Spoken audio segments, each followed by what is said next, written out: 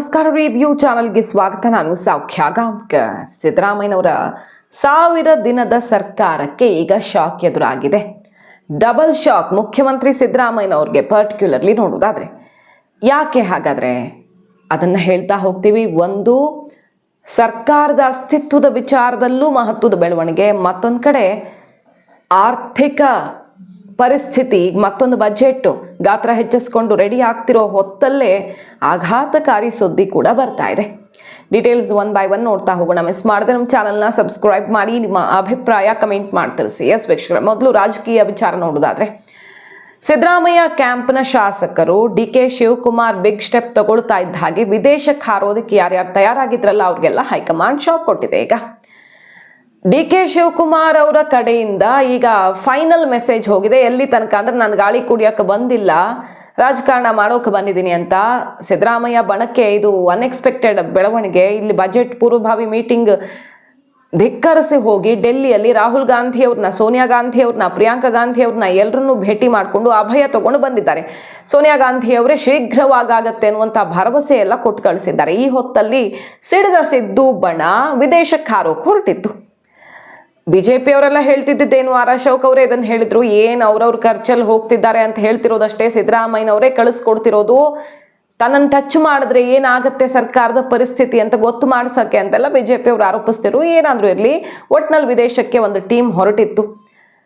Australia, ಅಲ್ಲಿ ಇಲ್ಲಿ ಅಧ್ಯಯನ, ಮತ್ತೊಂದು ಅಂದ್ಕೊಂಡು ಒಂದು ತಂಡ ರಾಜಕಾರಣದ ಲೆಕ್ಕಾಚಾರದೊಂದಿಗೆ ರೆಡಿಯಾಗಿತ್ತು. ಈಗ ಹೈಕಮಾಂಡ್ ಕಟ್ಟುನಿಟ್ಟಿನ ಸೂಚನೆ ಕೊಟ್ಟಿದೆ. ಇದು ಸರಿ ಕಾಣಿಸ್ತಾ ಇಲ್ಲ. ಶಾಸಕರು ಈ ಹೊತ್ತಲ್ಲಿ ವಿದೇಶ ಪ್ರವಾಸಕ್ಕೆ ಹೋಗೋದು ಖಂಡಿತವಾಗಿಯೂ ಪಕ್ಷಕ್ಕೆ ಒಳ್ಳೆ ಬೆಳವಣಿಗೆ ಅಲ್ಲ, ಎಚ್ಚರಿಕೆ ಅನ್ನುವ ಸಂದೇಶ ಬಂದುಬಿಟ್ಟಿದೆ. ಈ ಸಂದೇಶ ಬರ್ತಿದ್ದ ಹಾಗೆ, ಅಂದರೆ ಹೈಕಮಾಂಡು ಬೇಡ ಹೋಗಬೇಡಿ ಅಂತ ಹೇಳ್ತಿಲ್ಲ, ನೋಡಿ ನಿರ್ಧಾರ ಮಾಡ್ಕೊಳ್ಳಿ, ನಿಮ್ಮ ರಾಜಕೀಯ ಭವಿಷ್ಯ ಯೋಚನೆ ಮಾಡ್ಕೊಂಡು ನಿರ್ಧಾರ ಮಾಡ್ಕೊಳ್ಳಿ ಅಂತ ಹೇಳಿದೆ. ಸೊ ಹೈಕಮಾಂಡ್ ಕೆಂಗಣ್ಣಿ ಕುರಿ ಆಗಬೇಕಾಗತ್ತೆ.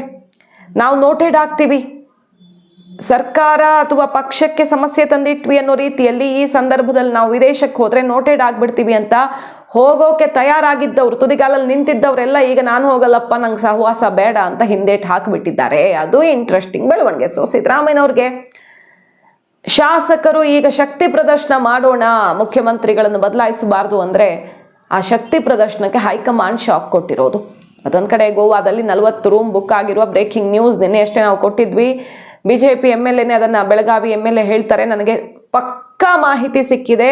ಯಾಕಂದರೆ ತನ್ನ ಪಕ್ಷದ ಚಟುವಟಿಕೆಗಳ ಬಗ್ಗೆ ಗೋವಾದಲ್ಲಿ ಏನೋ ಮಾತಾಡೋದಕ್ಕೆ ಅಂತ ಹೋದಾಗ ಗೋವಾದಲ್ಲಿ ಈ ರೀತಿ 40 ರೂಮ್ ಕಾಂಗ್ರೆಸ್ನಿಂದ ಬುಕ್ ಆಗಿರುವ ಪಕ್ಕಾ ಇನ್ಫಾರ್ಮೇಶನ್ ಸಿಕ್ಕಿದೆ ಅಂತ ಹೇಳಿದ್ರು. ಸೊ ಗೋವಾದಲ್ಲಿ DK ಕಡೆ ರೂಮ್ ಬುಕ್ ಆಗಿದೆ, ರೆಸಾರ್ಟ್ ಬುಕ್ ಆಗಿದೆ ಅನ್ನೋ ಸುದ್ದಿಗಳು ಬರೀ ಸದ್ದು ಮಾಡ್ತಿದ್ವು. ಈಗ MLA ಒಬ್ಬರು ಖಚಿತಾನೇ ಪಡಿಸ್ಬಿಟ್ಟಿದ್ದಾರೆ ಅದನ್ನು.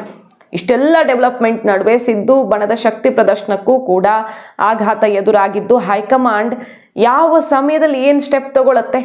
ಡೆಲ್ಲಿನ ಬರ್ತಾ ಇದ್ದ ಹಾಗೆ ಅಜ್ಜಯ್ಯ ದರ್ಶನಕ್ಕೆ ನಡುವಿನ ಕೆರೆ ಕಡೆಗೆ ಹೆಜ್ಜೆ ಹಾಕಿದ್ರು DK ಶಿವಕುಮಾರ್ ಅವರು. ಯಾಕಂದರೆ ಮುಂದಿನ ತೀರ್ಮಾನ, ಅತ್ಯಂತ ತೀಕ್ಷ್ಣವಾದಂತಹ ತೀರ್ಮಾನವನ್ನು ತಗೊಳ್ಳೋದಕ್ಕೆ ಬಂಡೆ ಬ್ರದರ್ಸ್ ರೆಡಿ ಆಗಿಬಿಟ್ಟಿದ್ದಾರೆ. ಸಿದ್ದರಾಮಯ್ಯನವರು ಬಿಡ್ತಾರಾ ಇಲ್ವಾ? ಹೈಕಮಾಂಡ್ ಕೂಡ ಈಗ ಮನಸ್ಸು ಮಾಡಿದೆ. ಸಿದ್ದರಾಮಯ್ಯನವರು ಏನು ಸಮಸ್ಯೆ ಮಾಡದೆ ಬಿಡದೆ ಇದ್ರೆ ಮುಂದಿನ ದಾರಿ ನಮಗೆ ಅನ್ನೋ ರೀತಿಯಲ್ಲಿ ತಯಾರಿ ಎಲ್ಲ ನಡೀತಾ ಇರೋ ಹೊತ್ತಲ್ಲೇ ಈಗ 1000 ದಿನದ ಕಾರ್ಯಕ್ರಮ ಬೇರೆ. 1000 ದಿನ ಕಂಪ್ಲೀಟ್ ಆಗಿದ್ದಕ್ಕೆ ಭೂಮಿ ಹಕ್ಕು ಪತ್ರ ವಿತರಣೆ ಇದೆಲ್ಲ ಕಾರ್ಯಕ್ರಮ ಹಮ್ಮಿಕೊಂಡಿದೆ ಸರ್ಕಾರ. ಆದರೆ ಅದರ ನಡುವೆ ನೋಡಿ, ರಾಜ್ಯ ಸರ್ಕಾರದ ಬೊಕ್ಕಸಕ್ಕೆ ಆಘಾತ ಎದುರಾಗಿದೆ. ಗುರಿ ತಲುಪಿಲ್ಲ ತೆರಿಗೆ. ಅಬಕಾರಿ ಇಲಾಖೆ ಒಂದು ಹೊರತುಪಡಿಸಿ, ಅಬಕಾರಿ ಇಲಾಖೆಗೆ ಯಾವ ರೀತಿ ಕುತ್ತಿಗೆ ಹಿಚುಕಿದೆ ಸರ್ಕಾರ, ಯಾವ ರೀತಿ ಒತ್ತಡ ಹಾಕಿದ್ದಾರೆ ಅಂತ ಮದ್ಯ ಮಾರಾಟಗಾರರ ಸಂಘದವ್ರು ಹೇಳ್ತಿದ್ದಾರೆ. ಮತ್ತು ಭ್ರಷ್ಟಾಚಾರ, ಅಬಕಾರಿ ಸಚಿವರ ವಿರುದ್ಧದ ಬಿಗ್ ಬಾಂಬ್ ಎಲ್ಲ ನೋಡ್ತಾ ಇದ್ದೀವಲ್ಲ. ಆದರೆ ಅಬಕಾರಿ ಇಲಾಖೆದೊಂದು ಸುಮಾರಾಗಿ ಟಾರ್ಗೆಟ್ ರೀಚ್ ಆಗ್ತಿರೋದು ಬಿಟ್ಟರೆ ಬೇರೆ ಎಲ್ಲ ಮೂಲಗಳ ಆದಾಯ ಖೋತ ಆಗಿ ರಾಜ್ಯದ ಅಭಿವೃದ್ಧಿ ಕಾರ್ಯಗಳಿಗೆ ಹಿನ್ನಡೆಯಾಗುವ ಆತಂಕ 1000 ದಿನದ ಕಂಪ್ಲೀಟ್ ಆಗ್ತಿರೋ ಹೊತ್ತಲ್ಲಿ ಹೊರಬೀಳ್ತಿದೆ. ನೋಡಿ, ಪ್ರಸಕ್ತ 2025-26ನೇ ಆರ್ಥಿಕ ವರ್ಷಕ್ಕೆ ದಾಖಲೆಯ 4.09 ಲಕ್ಷ ಕೋಟಿ ರೂಪಾಯಿ ಮೊತ್ತದ ಬಜೆಟ್ ಮಂಡನೆಗೆ ಸರ್ಕಾರ ರೆಡಿ ಮಾಡ್ಕೊಂಡಿದೆ.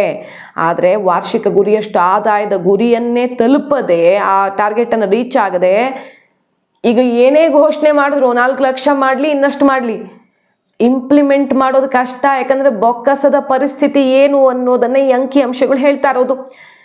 ಮಾರ್ಚ್ ಅಂತ್ಯದ ಒಳಗಡೆ 48,306 ಕೋಟಿ ರೂಪಾಯಿ ಸಂಗ್ರಹ ಆಗಬೇಕಾಗಿತ್ತು. ಅಬಕಾರಿ ಇಲಾಖೆ ಹೊರತುಪಡಿಸಿದ್ರೆ ಉಳಿದ 3 ಮೂಲಗಳಿಂದ ವಾರ್ಷಿಕ ಗುರಿ ಸಾಧನೆ ಬಹಳ ಕಷ್ಟಕರವಾಗಿದೆ. ವಾಣಿಜ್ಯ ತೆರಿಗೆ, ಮುದ್ರಾಂಕ, ನೋಂದಣಿ, ಮೋಟಾರ್ ವಾಹನ ತೆರಿಗೆ ಇದೆಲ್ಲ ಸೇರಿ 15,000 ಕೋಟಿ ರೂಪಾಯಿಯಷ್ಟು ಆದಾಯ ಕೈತಪ್ಪೋ ಲಕ್ಷಣ ಕಾಣ್ತಿದೆ. 15,000 ಕೋಟಿ ಕೈ ತಪ್ಪಿದ್ರೆ ಬೊಕ್ಕಸಕ್ಕೆ ಇದು ಸಣ್ಣ ನಷ್ಟ ಅಲ್ಲ. ಇದನ್ನು ಸರಿದೂಗಿಸೋದಕ್ಕೆ ಬೇರೆ ದಾರಿ ಹುಡ್ಕೋದೇ ಕಷ್ಟ. 15,000 ಕೋಟಿ ರೂಪಾಯಿ ನಷ್ಟ ಆಗುವಂಥ ಅಂದರೆ ಆದಾಯ ಕೈ ತಪ್ಪುವಂತಹ ಲಕ್ಷಣ ಕಂಡು ಬರ್ತಿದೆ. ಈಗ ಸರ್ಕಾರದ ವೆಚ್ಚ ಬಜೆಟ್ ಗಾತ್ರದ ಮೇಲೆ ದೊಡ್ಡ ಪರಿಣಾಮ ಬೀರುತ್ತೆ. ಪ್ರಸಕ್ತ ಸಾಲಲ್ಲಿ ಬಂಡವಾಳ ವೆಚ್ಚಕ್ಕೆ 83,200 ಕೋಟಿ ರೂಪಾಯಿ ವಿನಿಯೋಗಿಸೋದಾಗಿ ಸರ್ಕಾರ ಹೇಳ್ತಾ ಇದೆ. ಆದರೆ ಈ ರೀತಿ ತೆರಿಗೆ ಆದಾಯ ತಗ್ಗಿರೋದ್ರಿಂದಾಗಿ ಅಭಿವೃದ್ಧಿ ಯೋಜನೆಗಳಿಗೆ ಅನುದಾನ ಕೊಡೋದೇ ಕಷ್ಟ ಅನ್ನೋದನ್ನ ಸ್ಪಷ್ಟವಾಗಿ ತೆರೆದಿಡ್ತಿರುವಂಥ ಅಂಕಿಅಂಶ ನಾವು ನೋಡಿದ್ವಿ. CAG ರಿಪೋರ್ಟ್ ಬಂತು. CAG ರಿಪೋರ್ಟಲ್ಲಿ ಏನು ಬಂತು? ಗ್ಯಾರಂಟಿಯಿಂದಾಗಿ ರಾಜ್ಯದ ಆರ್ಥಿಕ ಪರಿಸ್ಥಿತಿಗೆ ದೊಡ್ಡ ಹೊಡೆತ ಬಿದ್ದಿದೆ. ತಾತ್ಕಾಲಿಕವಾಗಿ ಇದು ಉಪಯೋಗಕರ ಯೋಜನೆ ಅಂತ ಅನಿಸ್ತಿದ್ರು. ಅಭಿವೃದ್ಧಿ ಶೂನ್ಯ ಅನ್ನೋದನ್ನ CAG ರಿಪೋರ್ಟ್ ಒತ್ತಿ ಹೇಳ್ತು. BJP ಇದನ್ನೇ ಇಟ್ಕೊಂಡು ಮುಗಿಬಿತ್ತು. ಹಾಗೆ ಅದರ ಜೊತೆಗೆ ಬಂಡವಾಳ ವೆಚ್ಚ ಕಡಿಮೆ ಆಗಿರೋದ್ರಿಂದ, ಅಂದರೆ ಅಭಿವೃದ್ಧಿಗೆ ಸರ್ಕಾರ ಹಾಕ್ತಿರೋದು ಕಡಿಮೆ ಆಗಿರೋದ್ರಿಂದ ರಿಟರ್ನ್ ತೆರಿಗೆ ಬರೋದು ಕಡಿಮೆ ಆಗುತ್ತೆ. ತೆರಿಗೆ ಬರುವಂತಹ ಮೂಲಗಳನ್ನು ಸೃಷ್ಟಿಸಬೇಕು ಅಂದ್ರೆ ಅದೇ ರೀತಿಯಲ್ಲಿ ಬಂಡವಾಳ ವೆಚ್ಚ ಆಗಬೇಕಲ್ಲ. ಅದಾಗ್ತಿಲ್ಲ, ಅಭಿವೃದ್ಧಿ ಕಾರ್ಯಗಳೇ ಆಗ್ತಿಲ್ಲ ಅನ್ನೋದನ್ನು ಕೂಡ ರಿಪೋರ್ಟ್ಸು ಹೇಳಿತ್ತು. ಈಗ ನೋಡಿ, ವಿವಿಧ ಇಲಾಖೆ ವಿವಿಧ ಆದಾಯದ ಮೂಲವೇ ಖೋತ ಆಗಿದ್ದು ಬಹಳ ಸಂಕಷ್ಟದ ಸ್ಥಿತಿಯಲ್ಲಿ ಬಜೆಟ್ ಹೊತ್ತಲ್ಲಿ 1000 ದಿನಗಳ ಸಂಪೂರ್ಣ ಆಗಿರೋ ಹೊತ್ತಲ್ಲಿ ಸರ್ಕಾರಕ್ಕೆ ಆಘಾತ ಎದುರಾಗ್ತಾ ಇದೆ. ಅಬಕಾರಿದೊಂದು 40,000 ಕೋಟಿ ಟಾರ್ಗೆಟಲ್ಲಿ 33,000 ಕೋಟಿ ಹತ್ತತ್ರ ಹೋಗ್ತಿದೆ. ಹೆಚ್ಚು ಕಡಿಮೆ ಆಗತ್ತೆ ಆಲ್ಮೋಸ್ಟು ಅನ್ನೋದು. ಆದರೆ ಬೇರೆ ಇಲಾಖೆಗಳ ಕಥೆ ಏನು ಅನ್ನೋದನ್ನು ನೋಡಬಹುದು ನಾವು. ಜನವರಿವರೆಗೆ ಸಂಗ್ರಹ ಆಗಿರೋದು ಎಷ್ಟು, ಸಂಗ್ರಹ ಆಗಬೇಕಾಗಿದ್ದು ಎಷ್ಟು ಅನ್ನೋದನ್ನು ಆ ಪಟ್ಟಿಯನ್ನು ಇಡ್ತಿದ್ದೀವಿ. ಸೊ ದೊಡ್ಡ ವ್ಯತ್ಯಾಸ ಕಂಡು ಬರ್ತಾ ಇದೆ. ಸರ್ಕಾರ ತನ್ನ ತೆರಿಗೆ ಹಾಗೂ ತೆರಿಗೆಯೇತರ ಆದಾಯ, ಕೇಂದ್ರ ಸರ್ಕಾರದ ಸಹಾಯ ಅನುದಾನ, ಸಾಲದ ಮೊತ್ತವನ್ನು ಆಧರಿಸಿ ವೆಚ್ಚದ ಬಾಪ್ತಿ ನಿರ್ವಹಣೆ ಮಾಡ್ತಾ ಇರತ್ತೆ ಯಾವಾಗಲೂ ಕೂಡ. ತೆರಿಗೆ ಆದಾಯ ಖೋತ ಆದರೆ, ಅಂದರೆ ಈ ಥರ ಸಂಗ್ರಹ ಖೋತ ಆದಾಗ ಅದು 1-2 ಸಾವಿರ ಕೋಟಿ ಅಲ್ಲ, 15,000 ಕೋಟಿ ಮೈನಸ್ ಆಗಿಬಿಟ್ರೆ ಆಗ ಬಜೆಟ್ ಗಾತ್ರ ಪರಿಷ್ಕರಣೆ ಅನಿವಾರ್ಯ ಆಗುತ್ತೆ. ಬಜೆಟ್ ಗಾತ್ರ ಜಾಸ್ತಿ ಮಾಡಿಬಿಟ್ರೆ ಅಭಿವೃದ್ಧಿ ಆಗ್ಬಿಡತ್ತಾ? ಅಸಲಿಗೆ ಅನುದಾನ ಎತ್ತಿಡೋದಕ್ಕಾಗತ್ತಾ? ಸ್ವಂತ ತೆರಿಗೆ ಮೂಲದಿಂದ 15,000 ಕೋಟಿ ರೂಪಾಯಿಗಿಂತ ಹೆಚ್ಚು ಆದಾಯ ಕೈ ತಪ್ಪಿದ್ರೆ ನೇರ ಪರಿಣಾಮ ಅಭಿವೃದ್ಧಿ ಕಾರ್ಯಗಳ ಮೇಲಾಗುತ್ತೆ. ಸರ್ಕಾರಿ ನೌಕರರ ವೇತನ, ಪಿಂಚಣಿ, ಸಾಮಾಜಿಕ ಭದ್ರತಾ ಕಾರ್ಯಕ್ರಮ, ಸಾಲದ ಅಸಲು, ಬಡ್ಡಿ ಪಾವತಿಯಂಥ ಬದ್ಧತಾ ವೆಚ್ಚಗಳಲ್ಲಿ ಅನುದಾನ ಕಡಿತ ಸಾಧ್ಯವಿಲ್ಲ. ಹಾಗಾಗಿ ಎಲ್ಲಿ ಕಡಿತ ಮಾಡ್ಬೋದು? ಅಭಿವೃದ್ಧಿಗೆ.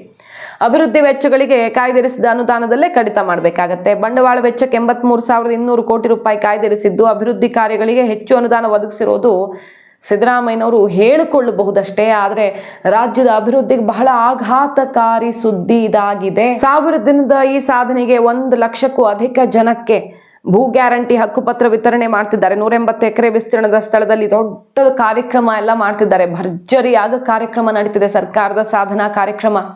ಆದರೆ ಈ ಹೊತ್ತಲ್ಲಿ ಸಿದ್ದರಾಮಯ್ಯನವ್ರಿಗೆ ಪರ್ಟಿಕ್ಯುಲರ್ಲಿ ಒಂದು ಕಡೆ ರಾಜಕೀಯವಾಗಿ, ಮತ್ತೊಂದು ಕಡೆ ಆಡಳಿತಾತ್ಮಕವಾಗಿ ಶಾಕ್ ಎದುರಾಗಿದೆ. ಸಿದ್ದರಾಮಯ್ಯನವರ ಈ ಆಡಳಿತಾವಧಿಯಲ್ಲಿ ಡಬಲ್ ಶಾಕ್. ಈಗ ಕುರ್ಚಿ ಒಂದು ಕಡೆ ಅಲುಗಾಡ್ತಾ ಇದ್ರೆ, ಮತ್ತೊಂದು ಕಡೆ ಬೊಕ್ಕಸ ಈಗ ಬರಿದಾಗ್ತಾ ಇದೆ ಅನ್ನುವಂಥ ಆತಂಕಕಾರಿ ವಾತಾವರಣ. ಬರೀ ಸಿದ್ದರಾಮಯ್ಯನವ್ರಿಗಲ್ಲ, ರಾಜ್ಯದ ಜನಕ್ಕೂ ಕೂಡ ಇದು ಆಘಾತವೇ. ಈ ಬಜೆಟಲ್ಲಿ ಹಂಗೂ ಹಿಂಗೂ ಮಾಡಿ ಗ್ಯಾರಂಟಿಗೆ ಸ್ವಲ್ಪನಾದರೂ ಉಳಿಸ್ಬೇಕು, ಒಂದು 8-10 ಸಾವಿರ ಕೋಟಿ ಕಟ್ ಮಾಡ್ಬೇಕು ಹೆಂಗಾದರೂ ಅಂತ ಒಂದು ತಯಾರಿ ಆಗ್ತಿದೆ ಅನ್ನೋ ಸುದ್ದಿ. BPL ಕಾರ್ಡು ಎಲ್ಲಿ ಸೋರಿಕೆ ಆಗ್ತಿದೆ ಅಥವಾ ಏನಾದರೂ ಸರಿ ಎಲ್ಲೆಲ್ಲಿ ಕತ್ರಿ ಹಾಕಬಹುದು ಅದೆಲ್ಲ ತಯಾರಿ ಮಾಡ್ಕೊಳ್ತಿದೆ ಅನ್ನೋ ಸುದ್ದಿಗಳೆಲ್ಲ ಬಂದವು. ಸೊ ಕಾದ್ ನೋಡಬೇಕು. ಬಜೆಟ್ ಏನೇ ಮಂಡಿಸಿದ್ರೂ ಕೂಡ ಘೋಷಣೆ ಆಗಿದ್ದೆಷ್ಟು, ತಲುಪಿದ್ದೆಷ್ಟು, ಬಂಡವಾಳ ವೆಚ್ಚ ಎಷ್ಟು, ಅಭಿವೃದ್ಧಿಗೆ ಹೋಗಿದ್ದೆಷ್ಟು ಅನ್ನೋದೇ ಆಮೇಲೆ ನಿರ್ಣಾಯಕವಾಗುತ್ತೆ ಒಂದು ರಾಜ್ಯದ ಭವಿಷ್ಯದ ದೃಷ್ಟಿಯಿಂದ. ಮಾಹಿತಿ ಇಷ್ಟ ಆಗಿದ್ರೆ ಮಿಸ್ ಮಾಡಿದ್ರೆ ನಮ್ಮ ಚಾನಲ್ನ ಸಬ್ಸ್ಕ್ರೈಬ್ ಮಾಡಿ, ನಿಮ್ಮ ಅಭಿಪ್ರಾಯ ಕಮೆಂಟ್ ಮಾಡಿ ತಿಳಿಸಿ. Thank you.